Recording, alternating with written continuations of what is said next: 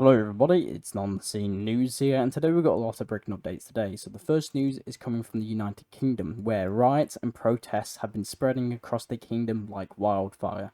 So these protests and riots have been about immigration. So one of these instances come from Northern Ireland in Belfast, the capital city of Northern Ireland. So the UK sources are stating that the Catholic, Protestant, Republican and Loyalist communities in Northern Ireland unite against immigration. So we've also got instances coming from Liverpool where we can see locals and crowds gather around facilities where illegal migrants are housed.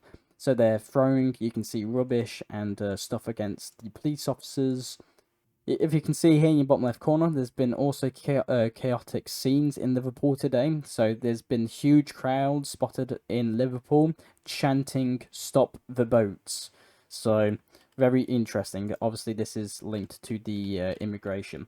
So the anti-immigration protests in the UK have appeared to have caused a much larger response from Muslim communities around the United Kingdom. So if you can see here in your bottom left corner, Muslim communities are gathering on the streets. So if you can see here in your bottom left corner, this is one of the instances recorded.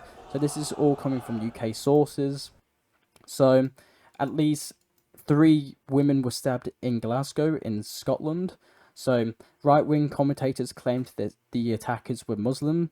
So there's been a large just riots and protests going on in the United Kingdom. There a lot about immigration and stuff. So I'll keep you updated on this situation. The UK government has advised, so the UK government advisor on political violence has called for COVID-style anti-protest lockdowns. So it's getting really bad in the United Kingdom. There's been instances where people are smashing up police vans, smashing up everything. There's been footage of people looting stores, so it's getting very real. So the next news is coming from the government and the Telegraph. So the Telegraph writes that British submarines use software developed in Russia and Belarus. So the head of the title states Britain's nuclear submarine software built by Belarusian engineers. So this source is clearly stating that these Belarusian software developers can actually outsource the information to Russia and its allies, and this could pose a national security threat. The next non-scene news is coming from the Vatican City. The Vatican City has condemned the Olympic opening ceremony. So if you guys remember the Olympic ceremony, so there was a lot of people around social media stating that this ceremony, the opening of it, was making fun of the Last Supper. So now the Vatican City has actually condemned the Olympic opening. So very interesting. We've got news coming from Romania. So Romania plans to jointly develop the R-3060 Neptune anti-ship missiles with Ukraine, reported by the army of Romania. So this could be a huge game changer. Who knows if Ukraine gets these missiles and learns how to make them themselves, or they might already have these missiles. This could, it says in the source that this could pose a serious threat to the Russian Black Sea fleet. So Romania and Ukraine are going to co-develop the R-3060 Neptune anti-ship missiles with Ukraine.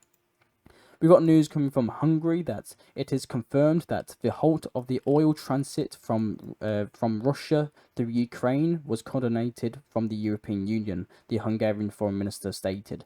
So if you don't know what he's talking about, so there's a pipeline that goes through Russia and Belarus and in Ukraine, and that feeds Hungary and Slovakia Russian oil. So Ukraine, I'm pretty sure it's a couple of weeks ago now, has completely cut off this pipeline that feeds Hungary and Slovakia Russian oil from the company of Lukoil. So the Hungarian foreign minister in Slovakia has stated to Ukraine, if it doesn't, uplift these sanctions and the halt of Russian oil, there will be consequences. And now the foreign minister of Hungary has confirmed that the halt of the oil was coordinated with the European Union. So very interesting. We've also got news coming from Germany, where anti-government marches in Berlin against arms supplies in Ukraine were present. So sources are stating that thousands of people took the streets of the German capital to protest about the government and arms supplies to Ukraine. So very interesting. We've got news. We've only got a couple of statements coming from Ukraine that the Ukrainian President Zelensky claims that Wagner has sent troops to prop up Maduro, the president of Venezuela. So Zelensky stating that Wagner groups are present in Venezuela. He also stated that Russia has dropped 600 adjustable guided bombs on Ukraine this week, and so if you could see, not a lot of news coming from Ukraine today. So it's just some statements, no aid packages or anything. So that's all the statements I actually have from Ukraine. The next news is that we've gotten the aftermath of the Ukrainian strike on the Russian airfield. So we were talking about yesterday that Ukraine shook this airfield. Now we've actually got footage of the aftermath. So you can see here in your bottom left corner, you can see the aftermath. So it seems that they didn't actually really target the jets. So it's very interesting. We don't know. Ukraine hasn't published the amount of damage that this caused, but it seems from this picture this whole storage facility has been destroyed. So just from a bird's eye view, this kind of looks like ammunition, maybe just jet aircraft weapons and stuff. But it also was seen that Ukraine targeted this spot where Russia holds its jets. So Russia might have lost a huge amount of jets and weaponry for these jets. We've got news coming from Syria, more specifically the Syrian and Turkey border. So the Russian army has officially established the military base in this city. So if you can see here in your bottom left corner, the Syrian Arab army and the Russian army have completed the establishment of the joint military base near this city. So this city right here on your screen. So this was based in northern Syria and on the Turkish border. So very interesting. So the Russian base is up and operational. We've got news coming from the US and American and Russian embassies in Lebanon. So these embassies have called on its citizens to leave the country by any means possible and as quick as possible. So this points to the evidence of a reality of a major war in the Middle East might begin pretty soon. We've also got news coming from the Kingdom of Jordan. So the Kingdom of Jordan calls for its citizens to leave the Lebanese Republic as quick as possible. Qatar Airways have actually suspended the flights to Baghdad and Beirut, the capital of Lebanon. So a lot of embassies around the world are calling its citizens to leave Lebanon as soon as possible. There's been a missile strike that Hezbollah conducted on Israel in this city right here. If you can see here in the bottom left corner, the sources are stating that more than 50 rockets were fired in this city and its surroundings. So if you can see here in your bottom left corner, you can see these missiles being launched, and a lot of them seemed to be intercepted. We've also got news coming from Israeli medias. So Israeli medias have stated that there will be an attempt to strike military targets in central Israel soon from Iran. So this is very interesting, and as a response, Israel seems to be moving Patriot systems to the north of Israel rather quickly, if you can see here in your bottom left corner. So very interesting. The next news is coming from Mali, where Mali will create a state-owned airline. We've also got news coming from Burkina Faso. So, coming from Burkina Faso, there's been news that Burkina Faso has launched its own bank. So, you can see here in the bottom left corner, this is the leader of Burkina Faso, and it seems to have completely opened its own bank. So, very interesting. Now we've got news coming from Somalia. So Somalia, in the beach yesterday, we talked about there was a suicide bombing in Somalian beach in the capital city on the beaches here.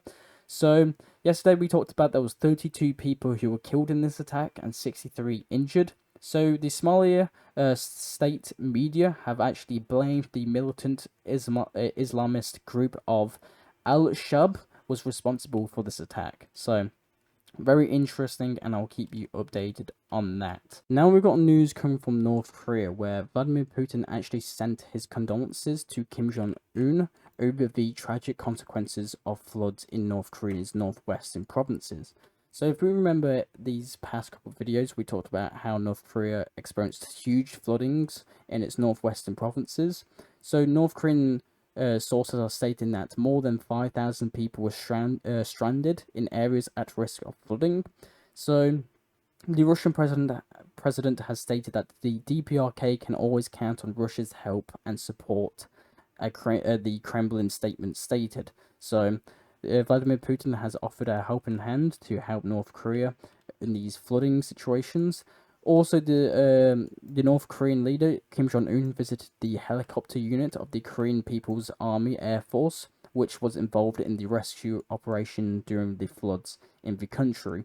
As you can see here, he put medals on a lot of these people who helped evacuate the people of North Korea from these floods. The next news is coming from Venezuela. The news coming from Venezuela is that Venezuela may transfer the rights to develop oil and gas fields on its territories to BRICS countries, the President Nicolas Maduro said.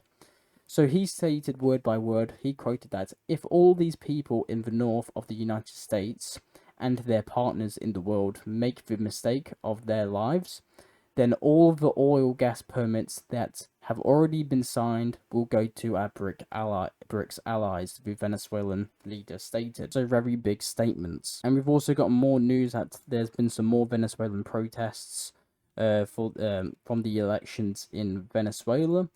The last news coming today is coming from Kamala Harris and Donald Trump in the US. So, Kamala Harris has actually refused to hold a debate with Donald Trump on the 4th of September. So, she has insisted that their debate will be held in the 10th of September, not the 4th. So, very interesting. And that's all the news I actually have for you today. I am Non-Scene News, and I'll try and provide you news that the medias around the world do not show you. I do these videos hopefully daily, so consider subscribing and liking. Thank you very much for watching, and I'll see you all later. Bye.